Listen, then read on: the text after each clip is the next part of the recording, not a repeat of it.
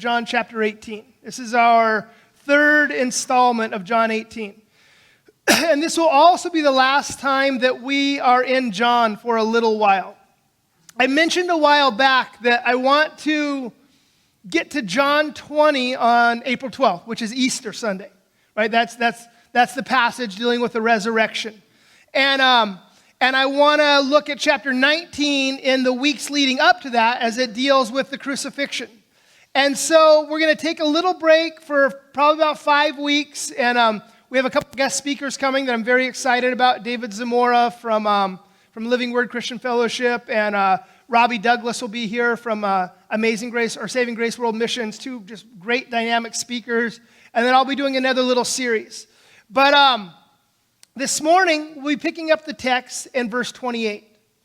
And remember last week, the rooster had just crowed, right? Peter had betrayed Jesus 3 times. And you remember, we learned from one of the other Gospels that as soon as Peter betrayed Jesus that 3rd time, and the rooster began to crow, Jesus and Peter's eyes met there in the courtyard. And it says that Peter had realized what he had done. And it says that he went away and that he wept bitterly. And that's kind of where we left off. And so we pick it up here, and in verse 28, it says, "Then they led Jesus from the house of Caiaphas to the governor's headquarters. It was early morning. They themselves did not enter the governor's headquarters so that they would not be defiled, but could eat the Passover." So again, Jesus has just been arrested in the garden. He's taken to the home of the high priest, and he's interrogated there. And so as we pick up the text here, it's very early in the morning, right? It's dawn. The sun is just coming up on this Friday morning. And it was customary for the Romans to address legal issues in Israel very early. It was the first thing they did in the day. And so far, we see that Jesus has been subjected to this illegal trial in the home of the high priest. He was tried at night, which was against the law, and he was just sort of assumed guilty. And the other Gospels tell us that the high priest, they brought false witnesses to lie about Jesus and to make up things about him because they didn't have any real crimes to convict him of. And so he was tied up. And the other Gospels, we see that Jesus was already beginning to be abused. He was hit in the face. Stuff with the whole thing is starting to unfold already. And now they take Jesus to Pilate, the Roman governor of Judea. And Pilate, he's sort of an interesting character. He governed the area for about 10 years, from about 26 to 36 AD. And as we know, he was a Roman, and he was in charge of this kind of area here in Asia Minor in the Middle East. And what the Romans did, it was much like ambassadors today, right? They would be sent out to govern different areas. You know, if you get posted in England or Russia or China or the UN, it's kind of a big deal if you're an ambassador, right? It's a great honor. And it comes with a degree of dignity and respect, right? It comes with a degree of position and power. On the other hand, if you get posted in Yemen or the Congo or something like that, right, it's not so great. It's sort of a punishment a little bit. And apparently, Pilate had fallen out of favor with the Roman government. And because of that, he was sent to Israel. And the Romans really considered Israel to sort of be the armpit of the Roman Empire, right? Nobody wanted to go there if they didn't have to. It was like getting stationed in Nome, Alaska, if you were in the military, right? It was regarded as the worst place to have to serve. And Pilate was regarded as one of the worst governors to ever serve in this region. The Roman position was to allow the Jews to worship their God as they saw fit. Even though it didn't really fit with the whole kind of Roman philosophy, they wanted the Jewish tax money, they didn't want the rebellion, so they kind of allowed the Jews to continue to worship. And Pilate was a very fervent advocate of Roman emperor worship. And so he kept trying to force the Jews into this Roman form of worship. And several times he set up these idolatrous images in Jerusalem, and he nearly started riots. A revolution was kind of brewing. And his constituency was constantly upset with him. Pilate despised the Jews, and likewise, they didn't like him, right? He was resentful that he got posted there. He didn't like their culture. He couldn't understand their religious beliefs. At this time, the Jews and later the Christians, by the Roman Empire, they were regarded as atheists, which is kind of funny because, we believe in God. But because we didn't believe in the pantheon, right? We didn't believe in all the Greek and Roman gods. We believed that there was only one God. They counted us as atheists. And not only that, but the Jews, as you know, are historically a little bit rebellious, right? They don't take well to being dominated. Look at the Maccabean Revolution in between the Old Testament and the New Testament. Over and over again, they're always kind of stirring up trouble and refusing to submit to Roman standards. And so Pilate was upset by that, and generally speaking, he treated the Jews pretty cruelly. And so likewise, if somebody doesn't like you and is always treating you bad, you begin to reciprocate that, right? The Jews also hated Pilate. He was the symbol of Roman occupation. He was the symbol of oppression. And so the fact that the Jewish leaders went to Pilate and dealt with him, I think it shows the depth of their hatred towards Jesus. Right? If they're going to deal with this guy that they hate to get Jesus killed, it shows how much more they hated Jesus. And so they bring Jesus to Pilate. But look what it says. It says that they wouldn't go into Pilate's house because they didn't want to be defiled. It says the Passover was coming, and if a Jewish person entered a Gentile home, they became ceremonially unclean, and they weren't allowed to participate in the Passover. And you have to understand that the Passover, it was the greatest festival of the year, right? It was Christmas and Easter and the Super Bowl all wrapped up into one. Remember, it was sort of commemorating the freedom when the people escaped Egypt there in Exodus. And so, as we look at this, I hope that you can see the really sickening irony here. The Jewish leaders, they didn't want to set foot in Pilate's home because they didn't want to become unclean. But they were totally cool with murder. They were totally cool with lying and falsely incriminating this innocent man. It's kind of like this. Imagine you're a bank robber, and you've got a partner, and you guys are in the bank, and you're walking out, and you've got your sacks of money that you just looted, and on the way out to the getaway car, your partner says, "Hey, grab that stapler." What do you think I am, a common thief? That's kind of the idea there. Right? It doesn't make any sense. Right? This is the height, this is the epitome of religious hypocrisy. They themselves did not enter the governor's headquarters, so they would not be defiled. But they didn't hesitate to condemn an innocent man to death.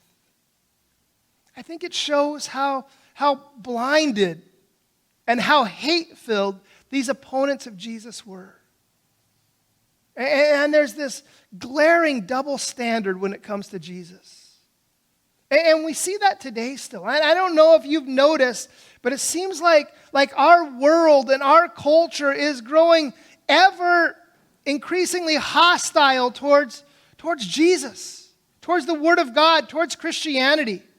And the Word of God, it wants us to accept, or not the Word of the world, wants us to accept everything that they believe in, right? We had better accept abortion and gay marriage and evolution and transgender issues and all this stuff. And the list goes on and on of the things that we are required to embrace.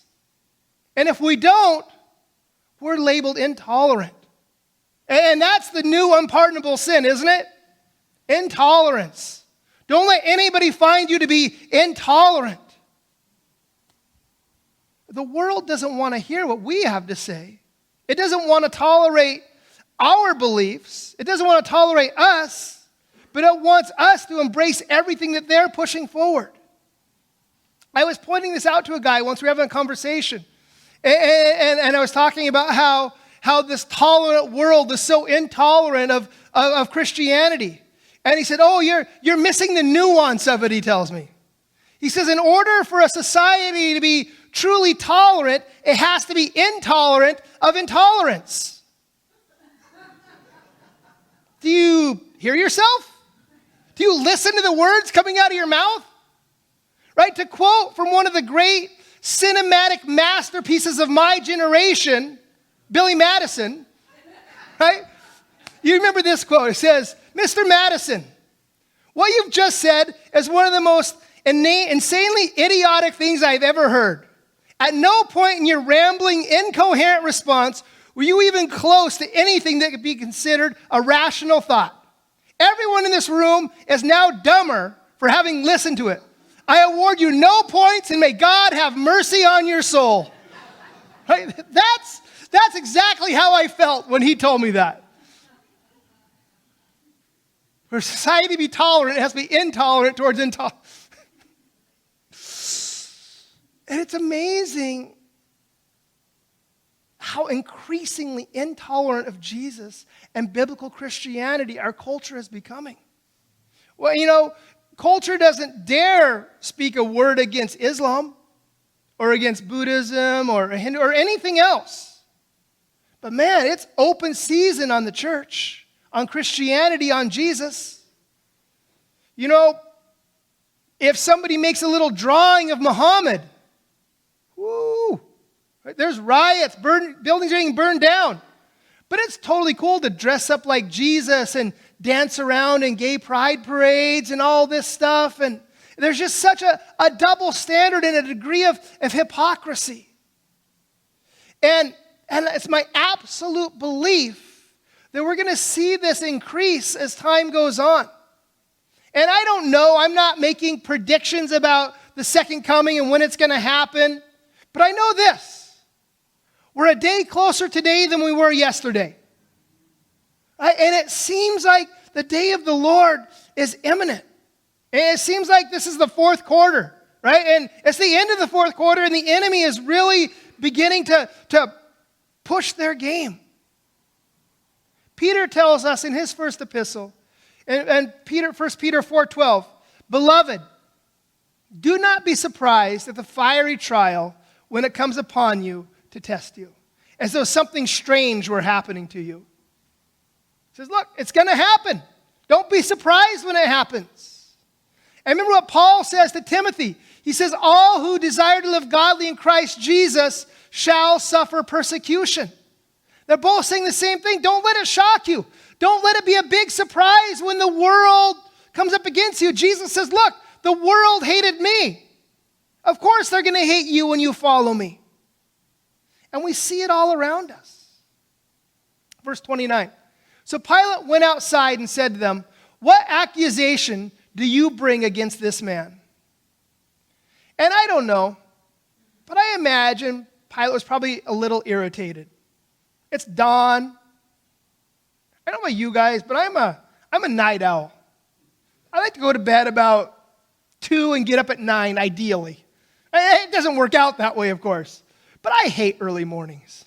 I was in construction for years, and I'd get up at 5 in the morning, and I just always hated it. Just bitter and angry in the morning.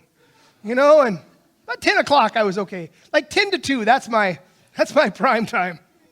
But, and so I imagine Pilate there, he's getting torn away from his coffee and morning newspaper. He doesn't want to be out there dealing with this right now.